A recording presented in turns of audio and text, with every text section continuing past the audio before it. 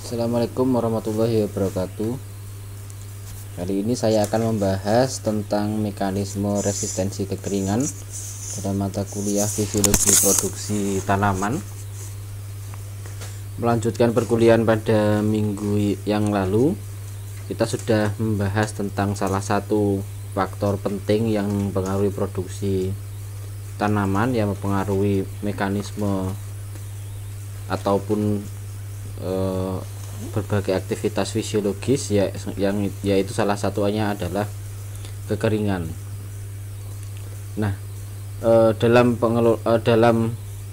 mekanisme resistensi kekeringan ini, kemampuan spesies tanaman ataupun kultivar ataupun biasa kita kenal sebagai varietas untuk tetap hidup, kemudian tumbuh dan pada akhirnya menghasilkan produksi sesuai dengan hasil ekonomi masing-masing dari tanaman. Misalkan kalau kelapa sawit ya hasil ekonominya adalah minyak, kemudian kalau jagung ya bijinya dan lain sebagainya. Ketika bagian dari siklus hidupnya mengalami tekanan kekeringan, itu dikenal sebagai ketahanan terhadap kekeringan. Jadi kemampuan tanaman ketika dia menghadapi kondisi defisit air dan dia bisa masih tetap menghasilkan produksi, itu disebut sebagai ketahanan terhadap kekeringan. Ketahanan ini dalam bahasa ilmiah juga sering disebut sebagai resistensi. Ya, resistensi itu sama dengan ketahanan. Nah, resistensi terhadap kondisi kekeringan atau kondisi defisit air ini mencakup dua mekanisme. Yang pertama adalah mekanisme penghindaran atau avoidance, kemudian yang kedua adalah mekanisme toleransi atau toleran, ya, sama bahasa Indonesia sama bahasa Inggrisnya. Dua mekanisme ini sama-sama merupakan bagian dari resistensi tanaman terhadap kekeringan, namun mekanismenya berbeda. Nanti pada slide berikutnya akan saya jelaskan tentang perbedaan dari penghindaran dan toleransi. Nah, kita mulai dulu dari apa perbedaan dari toleran dengan rentan. Karena sebenarnya ada tiga kondisi, ya. Tadi sebelumnya disebutkan resistensinya itu ada dua metode, yaitu atau dua cara, yaitu toleran dan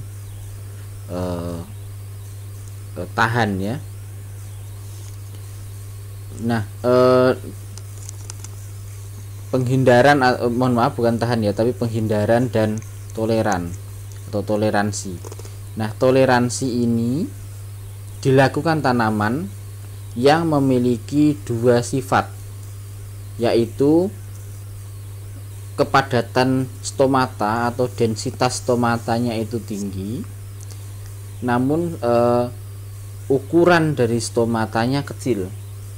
Nah, dua sifat ini memungkinkan tanaman bisa toleran terhadap kekeringan. Kemudian didukung lagi dengan dua sifat yang lain, yaitu perakaran yang besar, perakaran yang dalam, dan perakaran yang banyak. Jadi di atas permukaan tanah itu dia memiliki densitas stomata yang tinggi. Densitas itu kerapatan, ya. Jadi kerapatan stomatanya tinggi, namun ukuran setiap stomatanya kecil. Artinya penguapannya juga masih bisa terkendali, ya. Walaupun jumlahnya banyak tapi kan ukurannya kecil. Kemudian di bagian bawah dari permukaan tanah dia memiliki perakaran yang dalam dan perakaran yang banyak, sehingga dia bisa mengakses lebih banyak air, ya, lebih banyak air yang ada di dalam tanah. Itu disebut mekanisme toleran. Jadi tanaman yang memiliki mekanisme toleran ini dia tetap menjalankan siklus produksinya selama terjadinya defisit air. Itu disebut mekanisme toleran.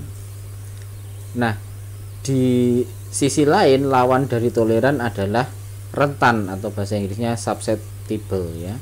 Nah, tanaman yang susceptible ini punya dua sifat juga lawan dari sifat toleran tadi, di mana dia memiliki densitas stomata yang rendah ya, densitas stomatanya rendah dan jumlahnya atau mohon maaf bukan jumlah ya, ukurannya itu besar. Jadi jumlahnya sedikit tapi ukurannya besar. Itu ternyata merugikan bagi tanaman karena tidak bisa menurunkan laju penguapan dari ukuran stomata yang besar tersebut meskipun jumlahnya sedikit. Kemudian di bawah permukaan tanah dia memiliki perakaran yang dangkal dan jumlah yang sedikit. Nah, dua kondisi tadi baik di atas maupun di bawah permukaan tanah itulah yang menyebabkan tanaman memiliki sifat susceptible atau rentan. Sementara saya ulangi lagi, sifat yang menyebabkan tanaman itu memiliki toleransi terhadap kekeringan adalah jumlah stomatanya banyak namun ukurannya kecil, itu yang ada di permukaan tanah. Sementara yang ada di bawah permukaan tanah dia memiliki perakaran yang luas dan kedalaman perakarannya tinggi ya, jadi kedalamannya sampai dalam gitu ya, sehingga bisa mengakses lebih banyak air.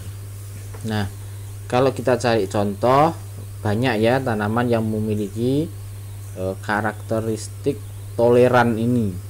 Salah satu yang paling terkenal ya yang dijadikan tanaman konservasi terutama di perkebunan kelapa sawit adalah tanaman vetiver grass atau rumput vetiver. Rumput vetiver ini punya dua sifat yang ada di permukaan tanah maupun yang ada di dalam permukaan tanah yang menyebabkan dia memiliki toleransi tinggi terhadap kekeringan, yaitu dia memiliki perakaran yang sangat dalam. Vetiver itu bisa lebih dari 2 meter kedalaman perakarannya. Kemudian di atas permukaan tanah ya, dia memiliki stomata densitas stomata yang tinggi walaupun ukurannya kecil ya, sehingga rumput vetiver ini dipakai di kebun kelapa sawit sebagai tanaman konservasi ya, tanaman konservasi terutama justru dia dipakai untuk mencegah terjadinya erosi ya, jadi di beting-beting sungai atau di pinggir-pinggir sungai itu ditanami rumput vetiver ini ya untuk mencegah terjadinya abrasi atau terjadinya erosi ya oleh aliran air. Nah, sekarang bagaimana dengan kelapa sawit? Apakah dia termasuk tanaman yang toleran atau termasuk tanaman yang rentan? Nah, kelapa sawit ini dalam dalam kadar tertentu itu memiliki sifat yang toleran ya. Kenapa? Karena dia memiliki perakaran yang memang dangkal namun luas ya. Jadi kelapa sawit itu perakarannya memang tidak terlalu dalam ya, tapi dia luas. Artinya dia ke arah sampingnya itu bisa lebih dari 4 meter dari batangnya ya. Jadi dalam kadar tertentu ya, dalam taraf tertentu kelapa sawit ini cukup tahan terhadap kekeringan ya, tetapi tentu saja bukan kekeringan yang ekstrim ya. Jadi masih kekeringan yang yang normal lah ya, yang tidak terlalu ekstrim, itu masih tahan ya kelapa sawit. Kemudian kita lanjutkan di mekanisme resistensi kekeringan ya. Jadi mekanisme resistensi atau mekanisme ketahanan terhadap kekeringan pada tanaman ini berkaitan dengan sifat ataupun proses fisiologis ya. Tentu saja karena air ini adalah bahan utama ya dalam tanaman melaksanakan kegiatan proses fisiologisnya. Tanpa kehadiran air, banyak sekali ya, atau hampir semua proses yang ada di tubuh tanaman itu tidak dapat berlangsung tanpa kehadiran air ya. Transportasi fotosintat maupun transportasi biomasa yang lain itu tidak bisa berjalan tanpa air. Proses fotosintesis akan berhenti sama sekali tanpa kehadiran air ya. Kemudian metabolisme, pembelahan sel, pemanjangan sel, transpirasi ya, semuanya itu tidak bisa berjalan, tidak bisa berlangsung tanpa kehadiran air. Sementara proses-proses yang saya sebutkan tadi memang merupakan proses fisiologis ya. Nah, beberapa di antaranya adalah mekanisme ketahanan yang dilakukan oleh tanaman ketika menghadapi kondisi defisit air. Ada 4 ya. Yang pertama adalah penggunaan air yang moderat melalui pengurangan luas daun dan durasi pertumbuhan yang lebih pendek ya. Pertama kita bahas tentang pengurangan luas daun. Ini merupakan mekanisme toleran ya, mekanisme toleran yaitu mengurangi luas daun dengan cara memperkecil ukuran daun maupun menggugurkan daun. Ada tanaman-tanaman tertentu yang mampu menggugurkan daun ya. Kalau di SMA kita sering dikasih contoh itu tanaman jati ya. Tanaman jati itu kalau musim kering dia merontokkan daun untuk mengurangi penguapan. Nah, itu adalah mekanisme toleran ya, untuk mengurangi penguapan ya, karena dari seluruh permukaan tanaman daun ini merupakan tempat kehilangan yang paling besar melalui proses transpirasi ya. Sehingga dengan cara mengurangi permukaan daun, dengan cara menggugurkan daun, dia akan menurunkan terjadinya proses transpirasi ya. Itu yang pertama. Kemudian yang kedua, kalau tanaman itu tidak bisa menggugurkan daun, maka dia akan mengecilkan ukuran daunnya, terutama adalah daun yang baru ya. Ini juga yang dilakukan oleh tanaman kelapa sawit ya. Jadi ketika dia mengalami defisit air berkepanjangan, dia akan menurunkan ukuran daunnya. Jadi salah satu ciri tanaman kelapa sawit itu mengalami cekaman kekeringan adalah ukuran daun mudanya lebih kecil ya dari yang seharusnya. Kalau itu terus-menerus terjadi, maka kita akan melihat kelapa sawit itu mengalami satu gejala yang disebut sebagai flat top. Flat itu rata, top itu adalah pucuk ya, atau pucuk rata. Kalau di pembibitan, pucuk rata ini salah satu kelainan genetik ya, kelainan genetik. Tapi kalau di tanaman TM atau TBM yang sudah ada di lapangan, flat top ini juga bisa disebabkan oleh defisit air ya, dimana ukuran daun ya, ukuran daun yang baru itu tidak lebih panjang dibandingkan daun yang lebih lama. Kemudian daun yang lebih baru lebih pendek lagi, daun yang lebih baru lebih pendek lagi, terus seperti itu. Sehingga dari sisi visual, dari luar itu terlihat kelapa sawit itu tidak membentuk kerucut seperti seharusnya ya, tapi dia membentuk flat top atau tajuk rata.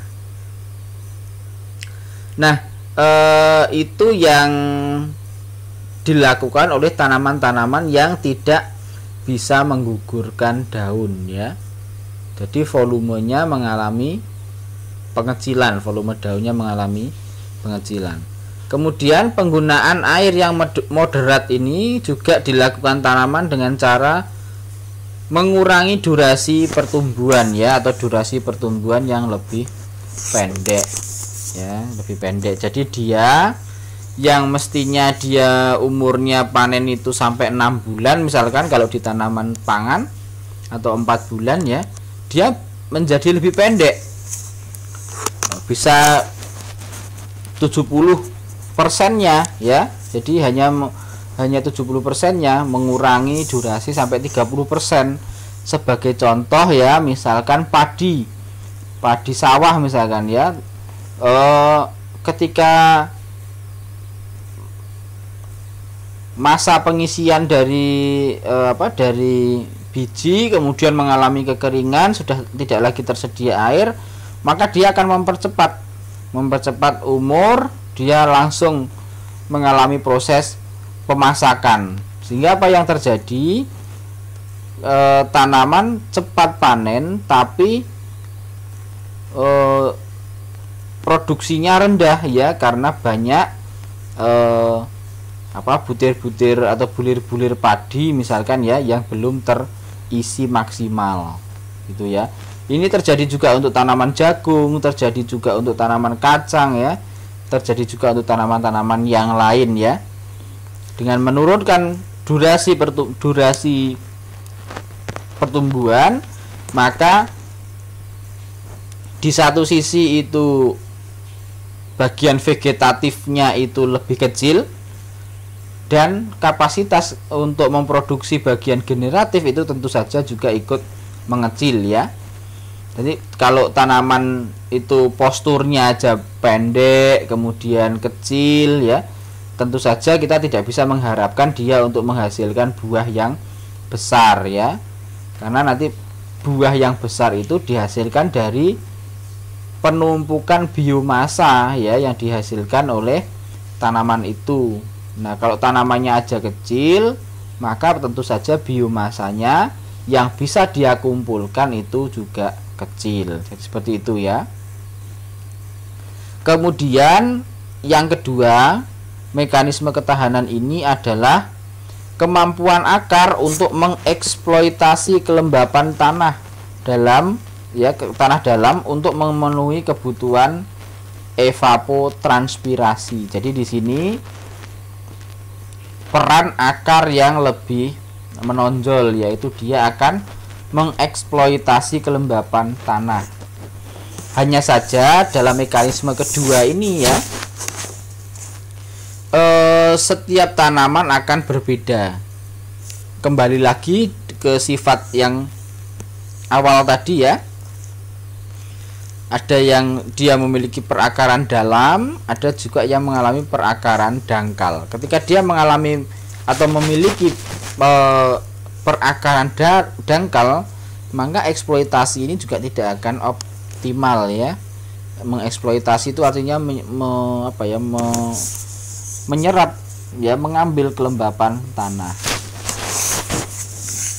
Nah, untuk memenuhi kebutuhan evapotranspirasi. Jadi evapotranspirasi itu gabungan dua proses fisiologis ya, evaporasi dan transpirasi ya.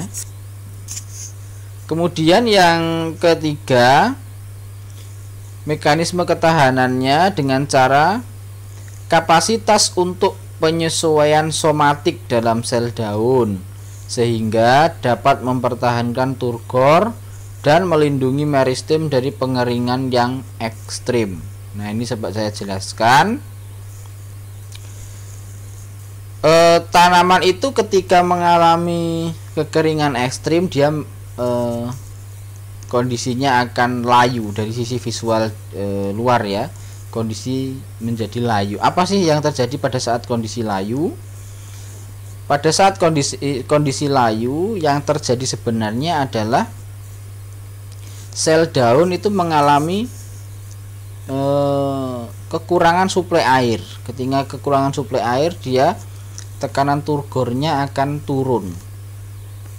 Ketika tekanan turgor turun, maka dinding-dinding dari sel itu akan mengkerut, ya, akan mengecil.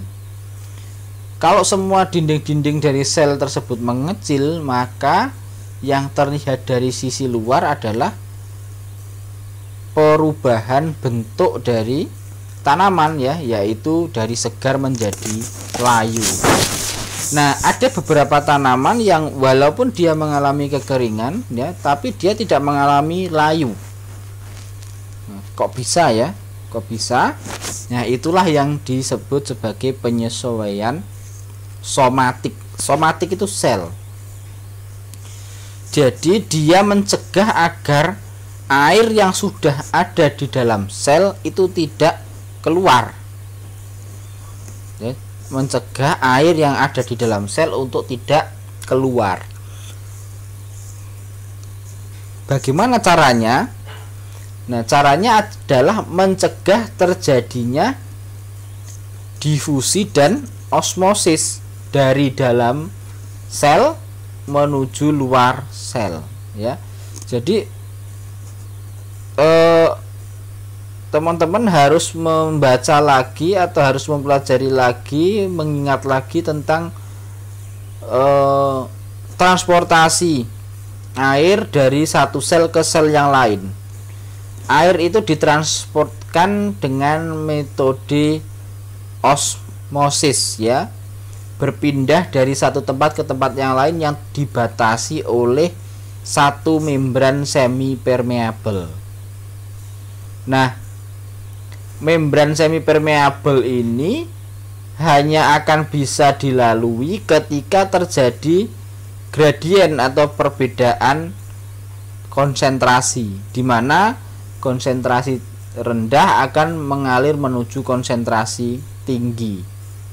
Nah, untuk mencegah air itu tidak keluar dari sel, maka tanaman, ya, akan menyesuaikan tekanan osmotik di dalam sel itu tinggi, sehingga dia mencegah air yang ada di dalam sel itu untuk keluar.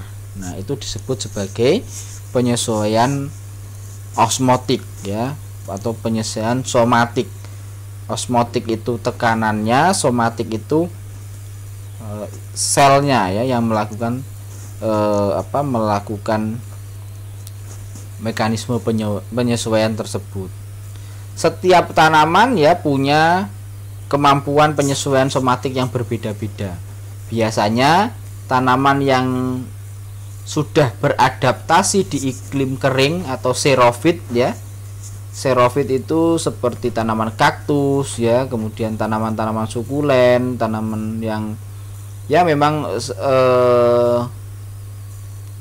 habitat aslinya itu di areal kering, ya, biasa kita sebut sebagai tanaman xerofit, itu memiliki ini, ya, memiliki kemampuan penyesuaian somatik yang baik, ya, sehingga dia tetap terjaga tekanan turgornya meskipun mengalami kekeringan, ya. Kemudian yang keempat, yang terakhir dari mekanisme ketahanan terhadap kekeringan adalah pengendalian kehilangan air dari daun. Ini tentu saja dengan melibatkan stomata, ya. Jadi buka tutupnya stomata. Tanaman tidak bisa terus-menerus, ya, mencegah kehilangan air dari daun dengan cara menutup stomata. Karena di satu sisi tanaman itu juga membutuhkan terbukanya stomata, yaitu untuk memasukkan gas CO2, gas oksigen, ya, mengeluarkan gas oksigen, mengeluarkan gas CO2, yaitu atau membutuhkan terbukanya stomata, ya, terbukanya stomata. Kalau stomatanya tertutup terus, ya, dia nggak bisa bernafas, tidak bisa menyerap oksigen, dia juga tidak bisa menyerap CO2 untuk proses fotosintesis. Kemudian dia tidak bisa mengeluarkan oksigen yang dihasilkan dari proses fotosintesis maupun mengeluarkan CO2 dari proses respirasi. Itu tidak bisa ya. Sehingga ya tanaman pada satu titik tertentu dia tetap akan membuka stomata ya untuk mendapatkan suplai dari gas-gas tersebut. Baik, kita lanjutkan. Ini yang tentang variasi genetik yang ada di dalam spesies atau di antara spesies tanaman untuk menghindari dehidrasi. Itu ada 13. Ini pengembangan dari 4 poin tadi ya. Tadi kan hanya 4 poin, hanya penggunaan air yang moderat, kemudian kemampuan akar, kemudian kapasitas penyesuaian osmotik dan somatik, kemudian pengendalian kehilangan air dari daun. Kemudian itu ketika kita breakdown lagi, itu ada 13 upaya tanaman untuk menghindari dehidrasi ya. Ada penyesuaian osmotik, kemudian tingkat pertumbuhan organ. Ada tanaman-tanaman tertentu yang ya dia menurunkan pertumbuhan organ. Contohnya kalau kelapa sawit ya, ketika terjadi kekeringan ekstrim dia akan memproduksi lebih banyak bunga jantan dibandingkan bunga betina. Nah, ini adalah salah satu contoh tingkat pertumbuhan organ yang menyesuaikan dengan kondisi kekeringan ya. Kemudian pemulihan tanaman setelah rehidrasi.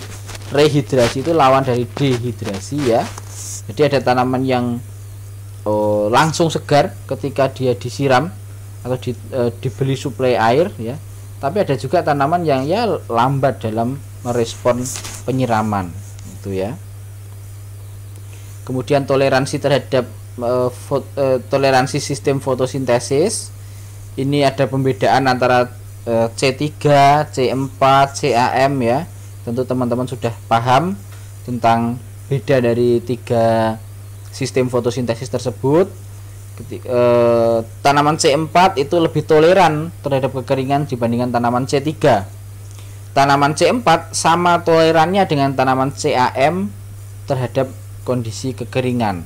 Meskipun mekanisme antara C4 dengan CAM dalam menghadapi dehidrasi itu beda ya. Kalau C4 itu struktur atau perangkat dari fotosintesisnya yang berubah atau yang berbeda ya, dimana di sana ada bundle seed cell atau sel seludang ya di situ, bundle seed bahasa Inggrisnya. Tapi kalau di tanaman CAM itu waktunya ya, dia bermain dengan waktu. Pada saat malam hari dia membuka stomata, menyerap banyak CO2. Siang hari dia menutup stomata, CO2-nya sudah ada di dalam selnya. Kemudian itu dipakai untuk proses fotosintesis. Dua-duanya adalah cara untuk menghindari dehidrasi ya. Yang kelima adalah aktivitas enzim. Ada tanaman-tanaman yang menghasilkan enzim-enzim tertentu ya. Salah satunya adalah enzim yang untuk mencegah terjadinya dehidrasi ya. Kemudian toleransi sistem translokasi. Jadi dia punya mekanisme pemindahan zat-zat yang ada di tubuhnya ke bagian tertentu yang tingkat penguapannya rendah, sehingga kalau bagian yang lain itu mengalami kekeringan, setidaknya dia punya bagian organ yang masih tercukupi airnya.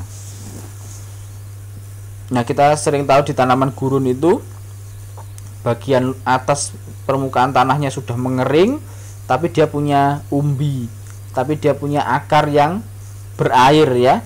Ketika musim hujan datang, itu dia bisa meregenerasi meregenerasi tubuhnya menggunakan organ yang masih ada di bawah permukaan tanah tersebut. Kemudian stabilitas membran sel tadi mencegah untuk terjadinya kelayuan ya. Kemudian akumulasi prolin. Prolin ini adalah zat ya atau senyawa ya, senyawa yang berguna untuk mengatur tekanan osmotik tadi ya, agar tidak banyak air yang hilang dari tanaman ya, dengan cara mengatur tekanan osmotiknya ya. Kemudian pertumbuhan akar tanaman-tanaman tertentu ya, seperti tanaman rumput, vetiver seperti itu, dia akan memperluas perakarannya, memperdalam perakarannya ya, dengan cara meningkatkan pertumbuhan untuk menjangkau lebih banyak permukaan tanah dalam mendapatkan air ya. Kemudian tadi yang poin 10 ini ukuran daun, perkembangan tanaman ataupun atribut morfologinya masih ada hubungannya dengan luas daun ya. Kemudian orientasi daun. Orientasi daun ini adalah arah pertumbuhan dari daun ya. Tanaman-tanaman yang mengalami kekeringan, dia cenderung untuk menurunkan penampang tubuhnya yang langsung terkena sinar matahari. Kalau di kelapa sawit dia flat top tadi ya, mengkerucut, dia tidak bisa mekar sempurna daunnya. Tentu saja itu akan berdampak pada kapasitas fotosintesis dalam jangka panjang ya. Kemudian yang ke-13 adalah kelangsungan hidup anakan. Ada tanaman-tanaman yang ketika berpotensi terjadinya dehidrasi, dia akan memprioritaskan pertumbuhan itu ada di anakan ya, ada di anakan. Anakannya dia lebih banyak menghasilkan hormon pertumbuhan, sehingga mau tidak mau suplai dari fotosintat itu ya didistribusikan kepada anakannya ya. Karena anakan memiliki volume yang lebih kecil, ukuran yang lebih kecil, maka dia membutuhkan lebih sedikit air ya, membutuhkan lebih sedikit sumber daya dibandingkan tanaman dewasa, maka dia akan lebih diprioritaskan gitu. Seperti itu ya.